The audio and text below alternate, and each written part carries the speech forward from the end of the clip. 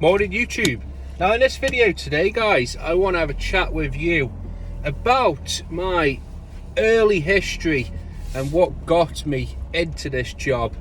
And it's one of them where it's sort of a happy accident. Some people might say it's fate, or luck, but I don't want to sort of wax and lyrical on about me because I don't think I've made any mistakes.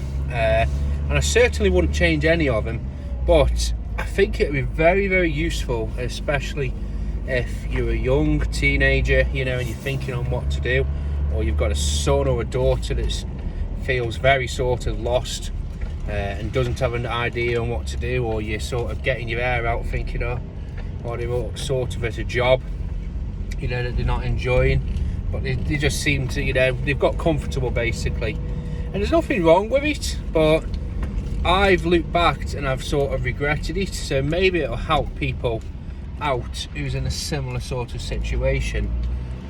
So I will talk a little bit, but I don't know much about the education system because I'm not in it at the moment, but I will sort of talk about what I've seen from other people, but I'm not an expert on everything and I'm not going to pretend to be.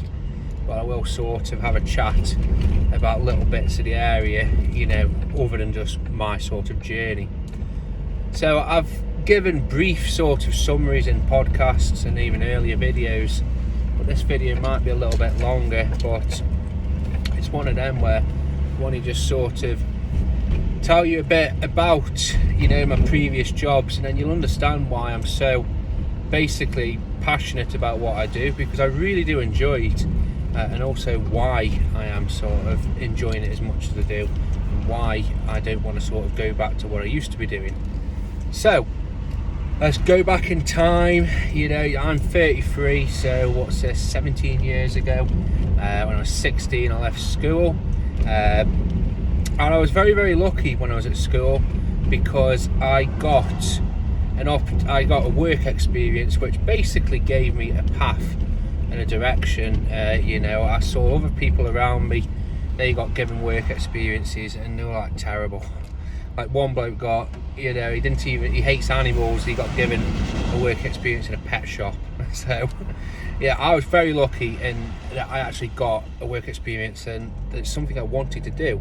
Well, I didn't know at the time, but when I did it I really enjoyed it. And I got a work experience with the staff's ranger service. And for people who don't know what that is, it's people that go out, check footpaths, check that there's no obstructions or nothing dangerous. They also look after country parks and volunteer groups. They're like the guardian of the countryside basically. And I did that work experience, I think it was 2 weeks all in all, and I really, really enjoyed it. And that gave me a clear path on what I wanted to do. That gave me not only what I wanted to do in the future, but it also made me realise, I like working in the outdoors. That sort of made my mind up. And it also gave me like what after school. So, I need to go to college to do this, and I need to go to university to do this to get this job. And that's one thing I'm very proud, very sort of happy with. So I went from school, I went to college, and I went to Rodbaston. And anybody who knows about that place 15 years ago, it was another world. I was seeing all my friends who went to sixth form and other colleges, and it was so rigid. Like obviously a sixth form, you're still in school basically, so they had a uniform. It was just so different. I really, really enjoyed it, and I'm very lucky to say this because some people have a stinker when they're at school. They don't like it, then they go on to college and they hate college. I was very lucky because I actually really, really enjoyed both college, both school, loved it. Rodbaston was in the middle of the countryside, and it was on the outskirts of Penkridge. So it was a nice little location, but it was a college where you had too much freedom, too much spare time, and not enough monitoring from anybody basically. So we weren't naughty, but we did things that other people might not think, you know. But we had a good laugh, and I did 3 years there, and I left with basically a national diploma, which is like A levels or something. So left that. While I was starting college, when I left school, I got a part-time job at McDonald's. And fun fact, I've only ever had 2 jobs in my life, but I've never ever been unemployed. Well, until I'm self-employed. So, you know, some people might see that as terrible, some people might say it's sticking power. And I'll be honest with you, I got comfortable at both jobs, and I think you shouldn't do sometimes. So I was working at McDonald's part-time, and then that allowed me to basically get driving lessons, buy a car. You know, I'm very proud of the fact that I didn't have to rely on anybody. Even now, everything I own, you know, there's nothing on a tick, you know, it's not somebody else's, it's something that I've saved up for all my life. Might be the right way, might be the wrong way, but it's just how I am, sort of thing.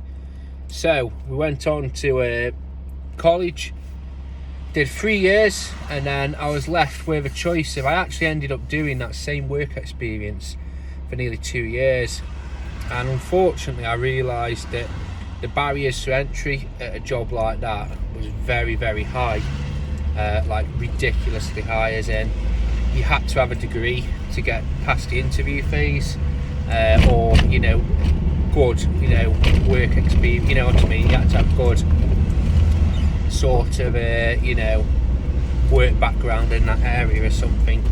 And it kind of sort of knocked me down a bit, because no offence, but it was one of them where you certainly don't need a degree.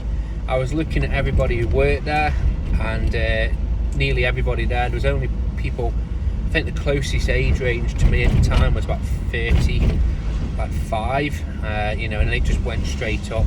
And the people that were, you know, the majority of people were like 50s, 60s, and some of them were coming to retirement. And I remember speaking to them about qualifications. He said, "Oh, go on." He said actually it was a council job. It was one of the jobs that, you know, they seemed to struggle to get people to do that job, sort of thing. So they just walked straight into this job, and I was like, oh, well, that's encouraging. Now that you've got to have a degree. And I'll be honest with you, I do reckon 80% of jobs out there, you don't need qualifications, you just need a bit of brain power, an ability to graft, and a ability to sort of pick things up and want to pick things up. And I think all the rest of that, you know, will help sort of fill you in for the rest of that job. As I say, I think 80% don't actually need, you know, quote qualifications. But that's me just wax lyrically. So I left while I was work experiencing there. I saw that they were hiring people, and obviously I was nowhere in the position to be able to put in a thingy. I think I left when I was 17, 18. And basically I remember one who were doing interviews, and he said they had like 450 odd people apply, you know, to get the job. And I was like, bloody hell. Most of them had degrees. I think there was one bloke who used to be a copper, and then he retrained, like he put himself through college, and then like a small university course, and he was one of the forerunners. I was like, fucking hell, you know. So it did sort of knock me down, I must admit. And then when I was coming up to leaving college, I was thinking about the university route, but I'll be honest with you, I never did it. I don't wish I'd have done it, because, you know, who knows where it led to. But I think it was one of them where you were worried about the student loans, and then work, and moving away, and the travel if you didn't. And it was, you know, but back then it was $3,500, I think, for a year. I'm sure it's like 10,000 now. So, you know, worrying for nothing really. But as I said, it's just one of them. And then I think after that, it was one of them times where, I'll be honest with you, I just fell into a complete and utter lull for literally, I think it was about 5 years. So I left college. I did try and stay on at college and study a different subject, but you only get so much funding to do, you know, so many courses, so I ended up staying on. I did look for jobs. There was many months of looking for work, anything from like park services jobs, park range jobs, council jobs, but it was one of them where the qualifications I had, it just didn't meet the requirements, as in they were after that either a little bit more, or, you know, work sort of, experience sort of thing, where you've got to have, you know, been working in that sector.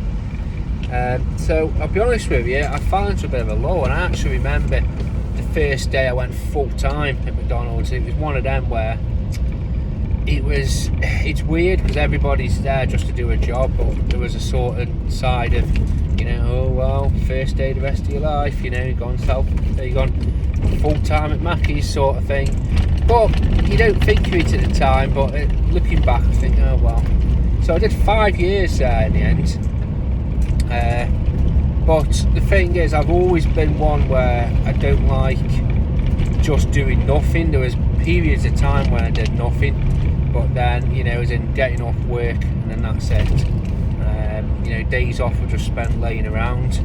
But I was lucky in the sense, and I'm going to keep saying the word lucky, is when I was at college, I actually made friends with a chap who ran the clay shoot at the college, and made good friends with him. Still in touch with him now to this day, and that's one of the most important friendships I've ever made, because he got me out doing things. So we were going all around the country helping up set up shoots. So I've been all around to these different fairs.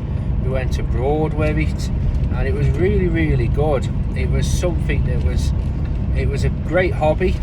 It was meeting people, but also it taught me a lot about, you know, because when you're 18, 19, 20, it's you're an adult, but you aren't an adult. And this is me looking back, like my sort of views back then, you know, a bit sort of hot-headed, and you can't be like that. And I remember somebody I think I remember we were at a game fair, and there was a bloke there, and he was just an out and out arsehole.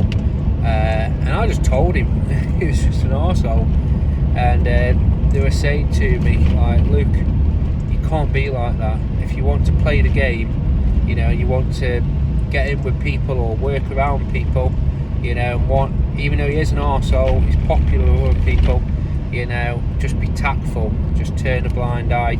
I can't remember the exact scenario, but it was something like that, and that taught me so much. And okay, at the end of the day, if someone is an arsehole, why can't you call them out?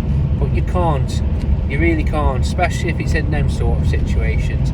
But it did teach me so much, and it helped me to grow up no end, actually. Like, I would never say I was immature, but you don't, you know, when you're a 20-year-old, you're different to when you're 35, 30, you know. But then again, you know, come on, we've all worked with people who are in the 70s and they still act like they're a fucking child. So it's just one of them, isn't it? So I ended up going around the country doing bits and bobs, helping out at play shoots, you know, earning little bits of money. It was pocket money, really. I was buying and selling little bits of stuff, you know, driving all around the country, picking up little bits of stuff, selling stuff, just to make a little bit of money on the side. And this is then when I talk about chance encounters. Some people might pass it off as luck, some people might pass it off as fate, or, you know, I don't really believe in that, you know, too much, but you can't deny it sometimes. I was working at McDonald's, as I said, didn't really know what I wanted to do.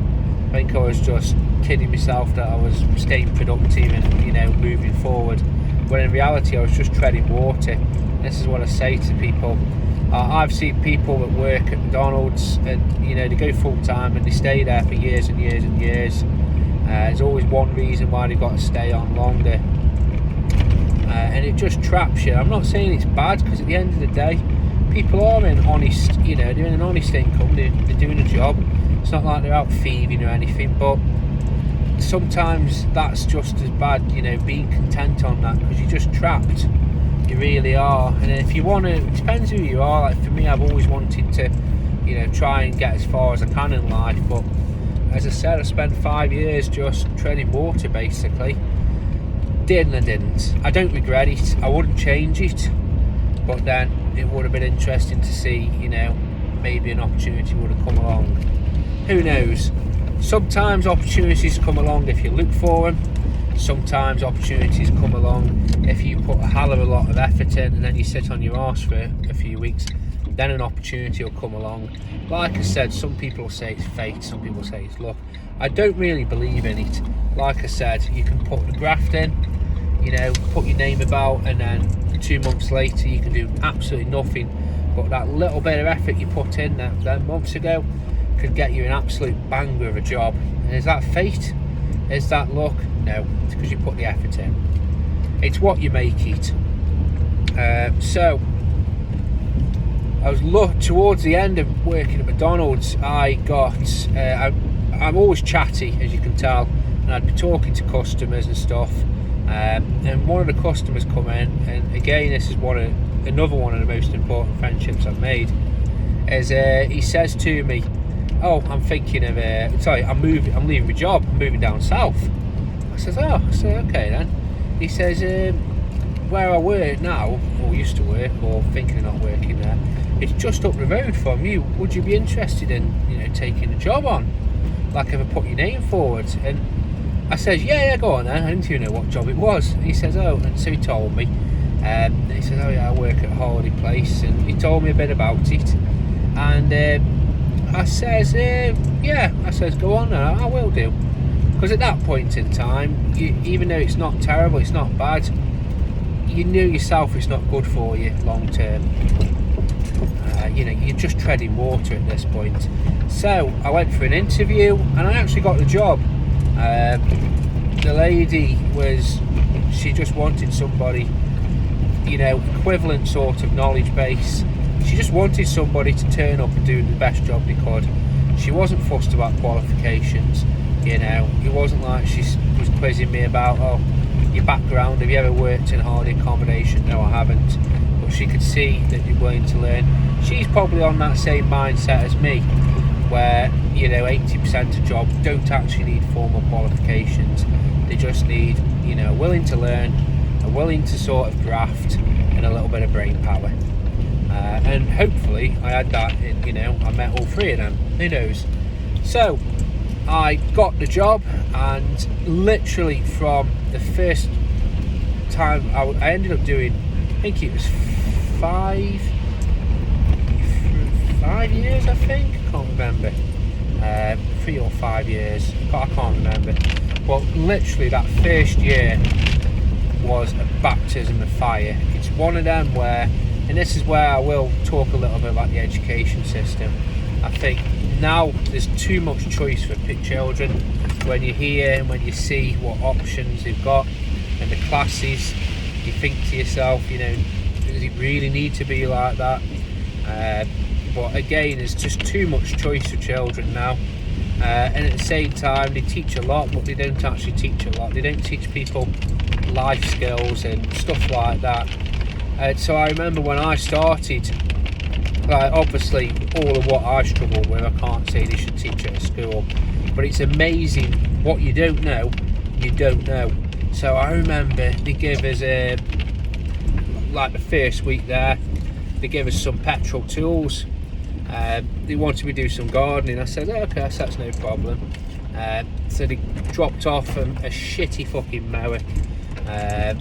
You know, they dropped off the tools to do the job basically, and it was just a bag of shit. All their kit was a bag of shit, all mismatched. It was always breaking, so the last person who used it broke it, of course, and because I was the last person who used it, I broke it.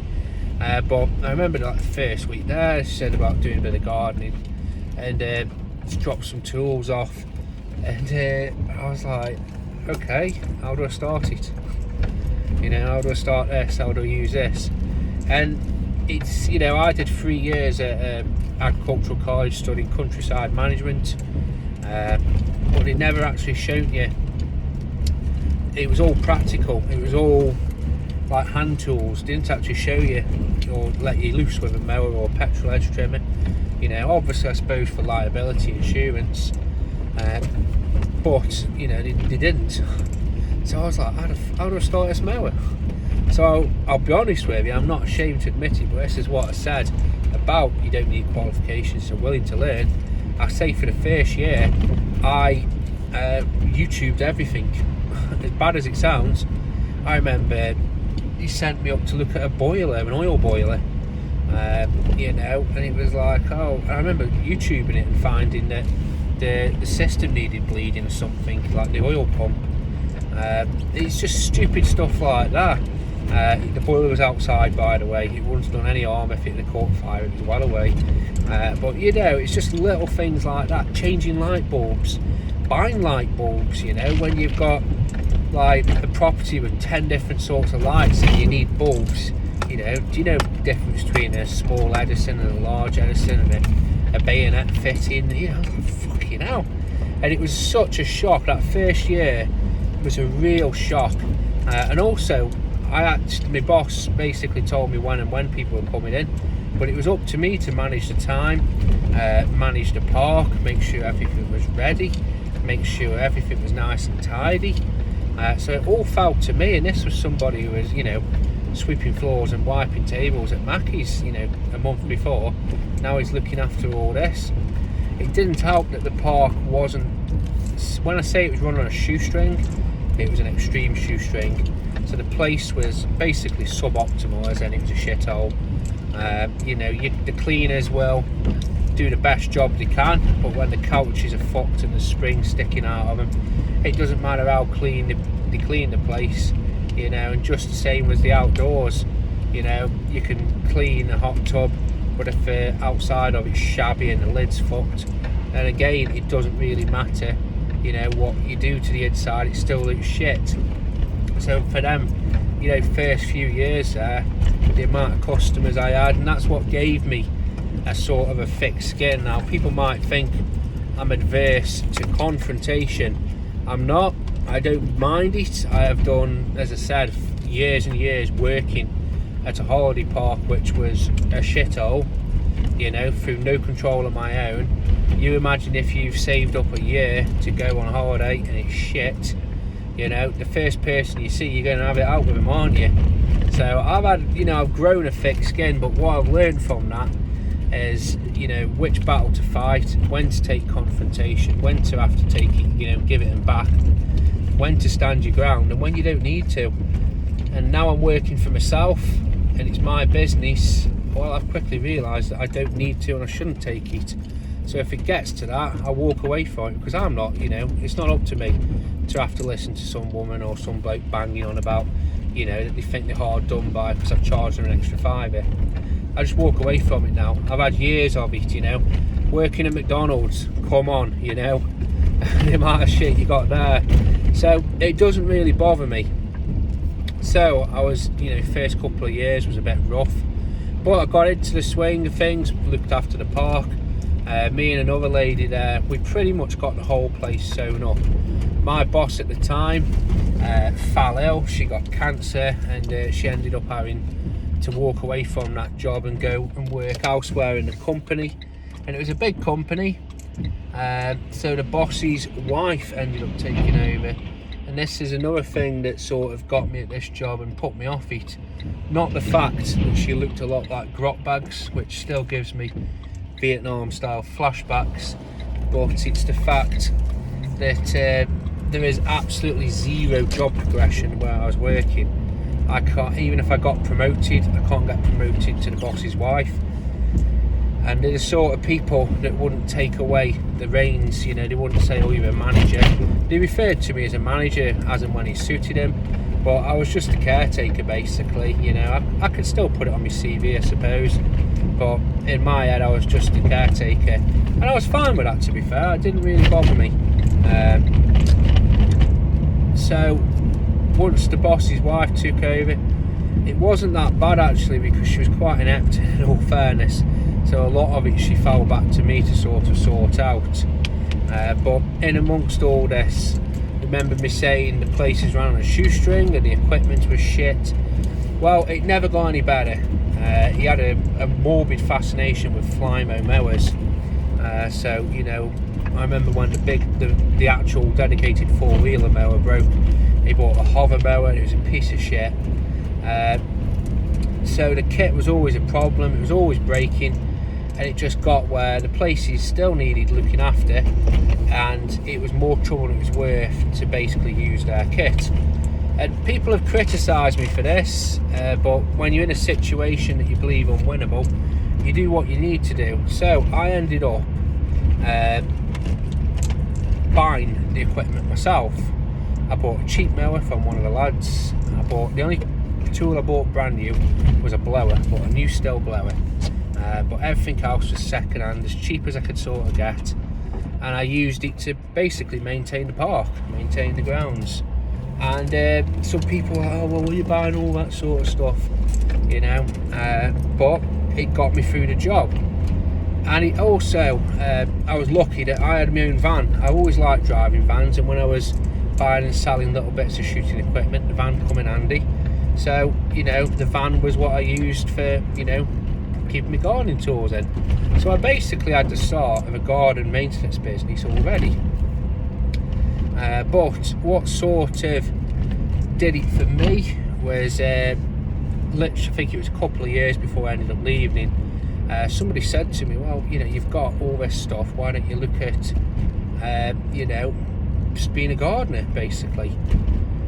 And I did think about it, and I ended up doing it. I ended up, you know, looking and put my name about. I remember I got some shitty leaflets printed. I think I printed them myself, actually. I think I'll have to try and see if I can find one. Proper bag of shit. And I basically put myself out there as a gardener. And it was only little bits here and there, you know, but little bits of work come in. And you know what, I really enjoyed that. I remember my first job, it's actually, I've still got this customer, and this is another thing that taught me a lot, is the first job was cutting back wisteria, and I had no idea at the time. I knew what it was because she pointed at it, that's as far as my knowledge was. And there and then I chose the path that I've always stuck to, is honesty. And I just said to the woman, look, I have no idea how to prune this. I know it needs to be pruned in a specific way. And she just said to me, she says, Luke, she says, this is my garden. I know all the plants. I know all what they are. I'll tell you how to cut each and every one. But the wisteria at this point in time, it's out of control. So just cut it back as far back as it will go, and we'll worry about it in the previous years. And that's the tack to honesty. I don't believe you should bullshit people. It doesn't work, especially if they're knowledgeable. Bullshit, they'll smell it. So, you know, I was honest with it. And that's probably why I'm still there. So I'm still there now, all these years later. So I'd built up a little bit of a customer, but not much at all. Very, very little. But it was a little bit of work. It was enough for what I needed to give me that sort of confidence boost.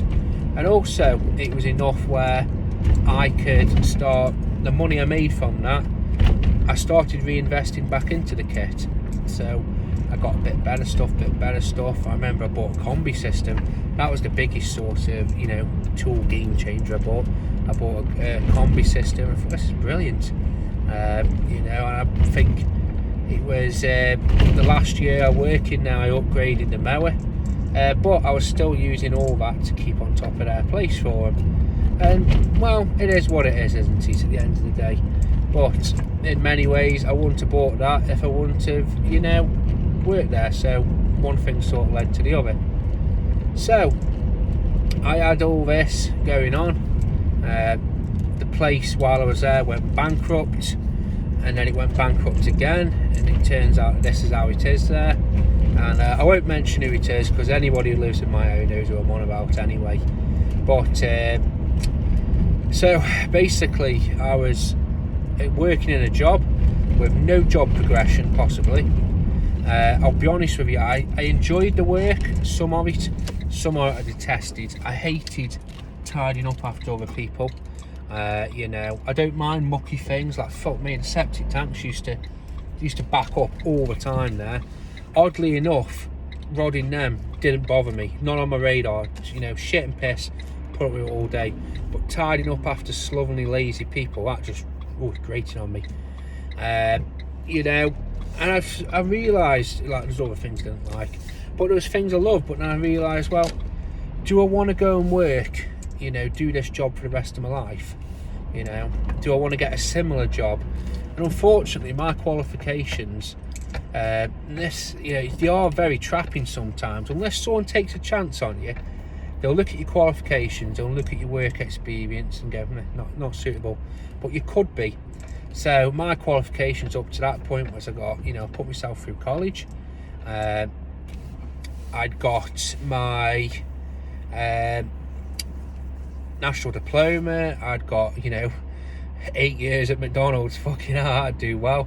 And I'd worked 2 years, 3 years as a quote manager / caretaker. And I thought, I don't want to work for another holiday park. I don't, because you'd just be at the same position. Okay, there'd be chances for a promotion, maybe, but you'd still be doing that same sort of job. So I racked my brains about it, and somebody said about, why don't you go self-employed?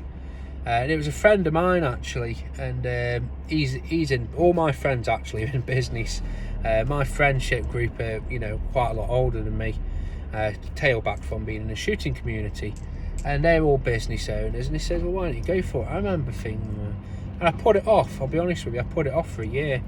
And every time I see him, he's kept saying, you should have done it, you should have done it.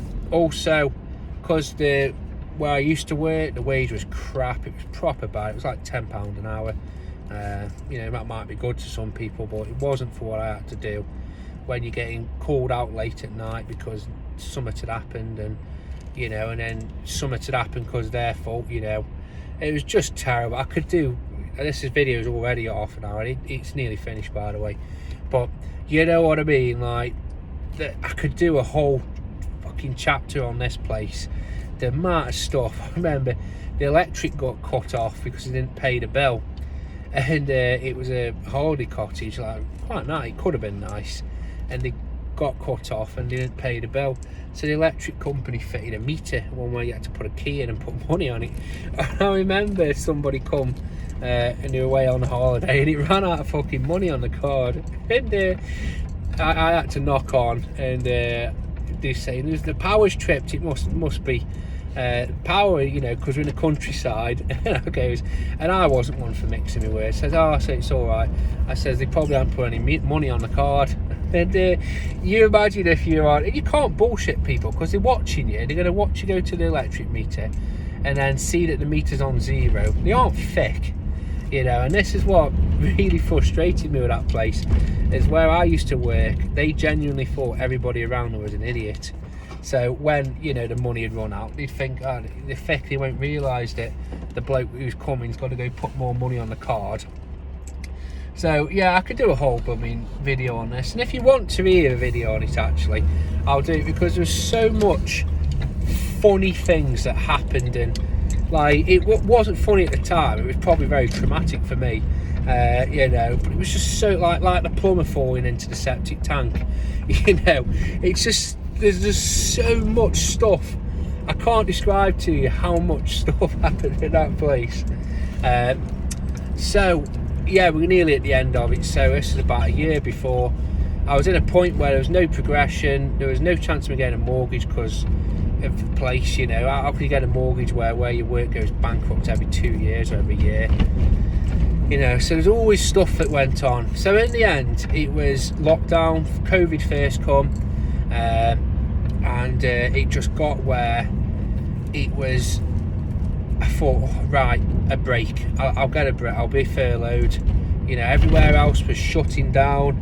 I remember the fear in people. There was a bloke who come, and he'd booked a cabin, and he'd brought all his family, extended family, everything, and he must have been very wealthy, because he said, like, Luke, can we pay? Because it was in the countryside, it was out of the way.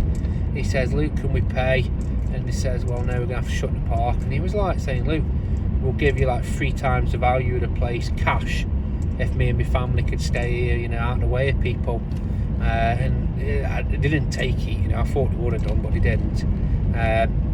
So at this point in time, I thought, well, I'm going to be furloughed. Never happened. They ended up shoving me off site, when the park was closed. and had me just doing shitty jobs. That's where I get my hatred for cutting wood from, because that's all I did pretty much for like 2 months. And then when it looked like the lockdown was lifting, like the first couple of weeks before, and the park was a shithole. It just been, if you don't do anything to anywhere for 3 months, it goes bad, doesn't it?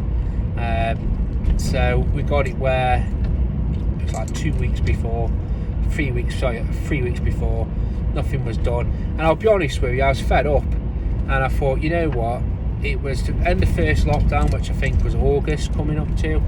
I thought, right, if I'm going to do it now, if I'm going to go self-employed, it's basically now or never, because if I put it off, then I'll be putting it off forever. And I'd spent years putting things off.